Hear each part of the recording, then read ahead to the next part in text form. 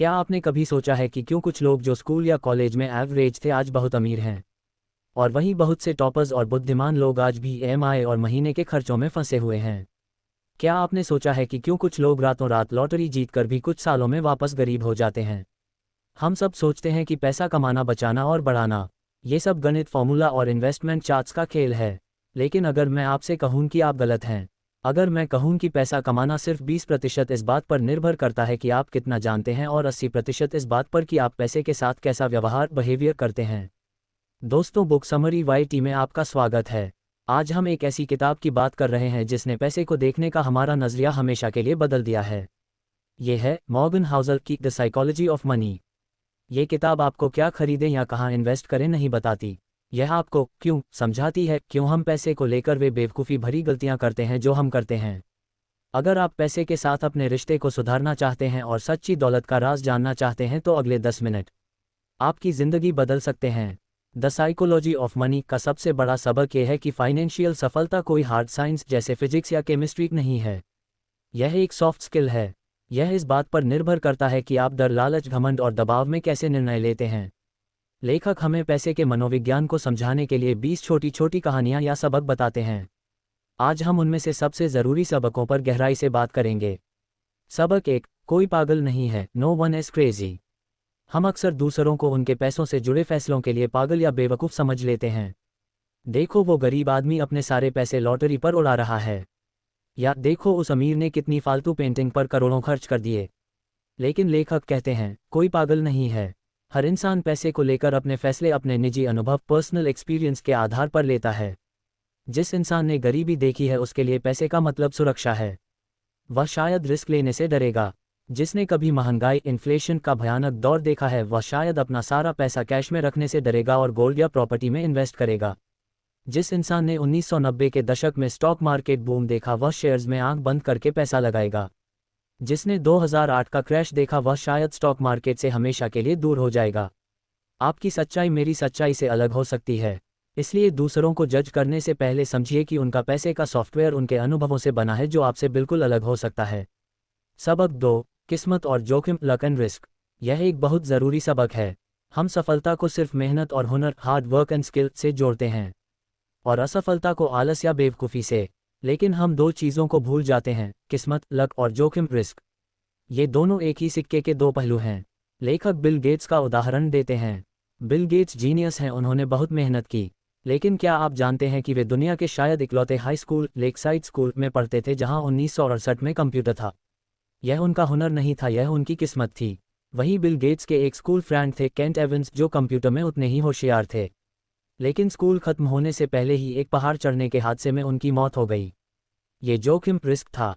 जब आप सफल होते हैं तो याद रखें कि इसमें मेहनत के साथ साथ किस्मत का भी हाथ है। यह आपको विनम्र, हम्बल बनाएगा। और जब आप किसी को असफल होते देखें तो याद रखें कि हो सकता है वे जोखिम का शिकार हुए हों। यह आपको काइंड बनाएगा। पैसे के खेल में सब कुछ आपके कंट्रोल में नहीं होता। सबक 3, getting wealthy versus staying wealthy. दोस्तों, यह इस किताब का शायद सबसे ज़रूरी चैप्टर है। अमीर बनना, गेटिंग वेल्थी, और अमीर बने रहना, स्टेइंग वेल्थी, ये दो बिल्कुल अलग चीज़ें हैं। अमीर बनने के लिए आपको रिस्क लेना पड़ता है। आपको आशावादी, ऑप्टिमिस्टिक होना पड़ता है। आपको बाहर निकलकर मौके तलाशने पड़ते हैं। यह एक स्प्रिंट रेस जैसा है। लेकिन अमीर बने रहने के लिए आपको इसका उल्टा करना पड़ता है। अमीर बने रहने के लिए आपको रिस्क से बचना पड़ता है। आपको थोड़ा डरपोक, पैरानॉइड बनना पड़ता है। आपको ये सोचना पड़ता है कि जो मैंने कमाया है वो रातों रात जा भी सकता है। अमीर बने रहने का एक ही मंत्र है, सर्वाइवल, यानी टिके रहना। दुनिया में बहुत से लोग अमीर बने, जैसे कई स्टॉक ट्रेडर्स या लॉटरी विजेता, लेकिन वे टिके नहीं रह पाए। वे सर्वाइव नहीं कर पाए।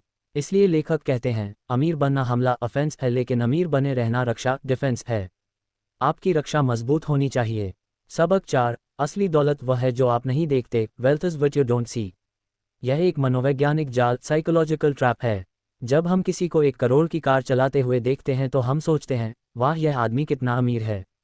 लेकिन सच्चाई यह है कि उस आदमी के पास अब 1 करोड़ रुपए कम हैं। हम अमीर, रिच होने को दौलतमंद, वेल्थी होने से कंफ्यूज कर देते हैं। अमीर, रिच होना आपकी वर्तमान आय, करंट इनकम को दिखाता है। ये दिखाई देता है। महंगी कारें, बड़े घर, इंस्टाग्राम पर छुट्टियों की तस्वीरें, ये सब अमीर दिखना है। दौलतमंद, वेल्थी होना आपकी बचत, सेविंग्स को दिखाता है। ये वह पैसा है जो आपने खर्च नहीं किया। ये वह पैसा है जो बैंक अकाउंट में, स्टॉक्स में या बॉन्ड्स में पड़ा है।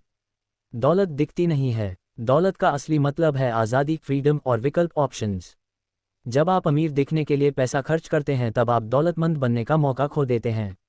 असली दौलत वह कार नहीं है जो आपने खरीदी, बल्कि वह पैसा है जो आपने इन्वेस्ट किया ताकि वह आपके लिए और पैसा बना सके। सबक 5, कंपाउंडिंग की ताकत, द पावर ऑफ कंपाउंडिंग।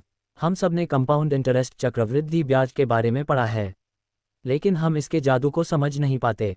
हमारा दिमाग लीनियर सोचता है, लेकिन कंपाउंडिंग एक्सपोनेंशियल होती है। लेखक वॉरेन बफे का सबसे अच्छा उदाहरण देते हैं। सबको लगता है कि वॉरेन बफे दुनिया के सबसे महान इन्वेस्टर हैं क्योंकि वे सबसे अच्छा रिटर्न कमाते हैं। लेकिन सच यह है कि वॉरेन बफे अमीर इसलिए नहीं हैं कि वे बेस्ट इन्वेस्टर हैं, बल्कि इसलिए हैं कि वे सबसे लंबे समय तक लॉन्गेस्ट इन्वेस्टर रहे हैं। उन्होंने 10 साल की उम्र से इन्वेस्ट करना शुरू किया और आज 90 जोड़ की उम्र तक कर रहे हैं। उनकी 90% से ज़्यादा दौलत उनके 60वें जन्मदिन के बाद बनी है। पैसे के खेल में असली जादू यह नहीं है कि आप कितना रिटर्न कमाते हैं। असली जादू यह है कि आप कितने समय तक बाजार में टिके रहते हैं। कंपाउंडिंग को अपना काम करने के लिए समय चाहिए, और समय देने के लिए आपको सर्वाइव करना होगा, जैसा हमने सबक 3 में सीखा।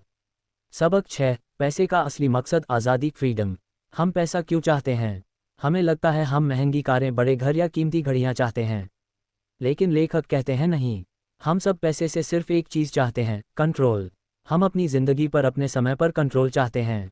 पैसे का असली मकसद आपको यह आज़ादी देना है कि आप जब चाहें, जिसके साथ चाहें, जो चाहें, जब तक चाहें, कर सकें। यह असली दौलत है। एक नौकरी जिसमें आप 2 लाख महीना कमाते हैं, लेकिन आपका बॉस आपको रात 10 बजे भी कॉल करता है और आपको छुट्टी नहीं मिलती, वह आपको गरीब बना रही है। वहीं एक नौकरी जिसमें आप 1 लाख कमाते हैं, लेकिन आपका काम शाम 5 बजे खत्म हो जाता है, आप अपने परिवार के साथ समय बिता सकते हैं और अपने पैशन पर काम कर सकते हैं, वह आपको ज़्यादा अमीर बना रही है। अपनी बचत, सेविंग्स को इस तरह देखिए, ये वह पैसा है जो आपको आपकी ज़िंदगी का कंट्रोल वापस खरीद कर देता है। सबक 7, रैशनल नहीं, रीजनेबल बनो। ये सबक बहुत गहरा है। मान लीजिए आपने एक परफेक्ट फाइनेंशियल प्लान बनाया, रैशनल।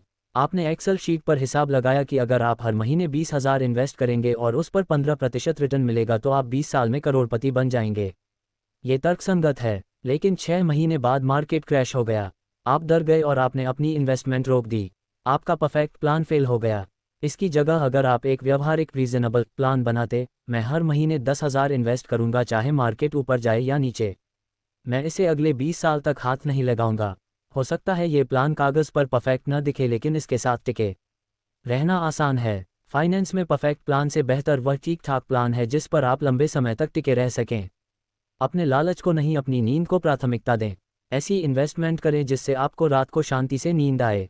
सबक 8, गलती की गुंजाइश रखो, रूम फॉर एरर। इंजीनियर जब पुल बनाते हैं तो वे मार्जिन ऑफ सेफ्टी रखते हैं। अगर पुल 10,000 किलो के लिए बना है तो वे उस पर 5,000 किलो से ज़्यादा की लिमिट लगा देंगे। हमें अपनी फाइनेंशियल लाइफ में भी यही मार्जिन ऑफ सेफ्टी यानी गलती की गुंजाइश रखनी चाहिए। हम भविष्य का अंदाज़ा नहीं लगा सकते। हो सकता है आपकी नौकरी चली जाए, हो सकता है कोई मेडिकल इमरजेंसी आ जाए, हो सकता है मार्केट 50% गिर जाए। अगर आपने अपना 100% पैसा इन्वेस्ट कर दिया है तो ऐसी इमरजेंसी में आपको अपनी इन्वेस्टमेंट नुकसान में बेचनी पड़ेगी। इसलिए हमेशा अपने पास कैश इमरजेंसी फंड रखें। ये गलती की गुंजाइश है। कैश रखने से शायद आपको रिटर्न 0 मिले, लेकिन यह वह कीमत है जो आप रात की शांति, की नींद और किसी भी मुसीबत से बचने के लिए चुकाते हैं। तो दोस्तों, द साइकोलॉजी ऑफ मनी का सार क्या है? हम्बल बनो। जब पैसा कमाओ तो याद रखो कि इसमें किस्मत का हाथ था। काइंड बनो। जब किसी को नुकसान में देखो तो याद रखो कि जोखिम, रिस्क असली होता है। दिखावा मत करो। असली दौलत वह है जो दिखती नहीं है। अमीर दिखने के चक्कर में दौलतमंद बनने का मौका मत गंवाओ। सर्वाइव अमीर बनने से ज़्यादा ज़रूरी है अमीर बने रहना। कंपाउंडिंग को अपना जादू दिखाने के लिए समय दो। बचत करो, बिना किसी खास मकसद के बचत करो। बचत आपको गलती की गुंजाइश और आज़ादी देती है। रीजनेबल बनो। परफेक्ट प्लान नहीं, वह प्लान चुनो जिसे आप निभा सको। याद रखिए, पैसा कोई गणित का इम्तिहान नहीं है, यह मनोविज्ञान का खेल है, यह आपके व्यवहार का खेल है। तो ये थी मॉर्गन हाउसल की द साइकोलॉजी ऑफ मनी की समरी। उम्मीद है इन सबकों ने आपको पैसे को एक नए नज़रिए से देखने में मदद की होगी। आपका सबसे बड़ा फाइनेंशियल एसेट आपका दिमाग है। आप डर और लालच को कैसे मैनेज करते हैं, यही आपकी सफलता तय करेगा। आपको इस किताब का कौन सा सबक सबसे अच्छा लगा? क्या आप भी पैसे को लेकर कोई मनोवैज्ञानिक गलती कर रहे थे? हमें नीचे कमेंट करके ज़रूर बताएं। अगर आपको यह वीडियो पसंद आया और आपने कुछ नया सीखा तो प्लीज़ इस वीडियो को लाइक करें, अपने दोस्तों और परिवार के साथ इसे शेयर करें, शायद उन्हें भी इसकी ज़रूरत हो। और बुक समरी YT पर ऐसी ही और जीवन बदलने वाली किताबों की समरी के लिए चैनल को सब्सक्राइब करना न भूलें और बेल आइकॉन दबा दें। देखने के लिए धन्यवाद। मिलते हैं अगले वीडियो में।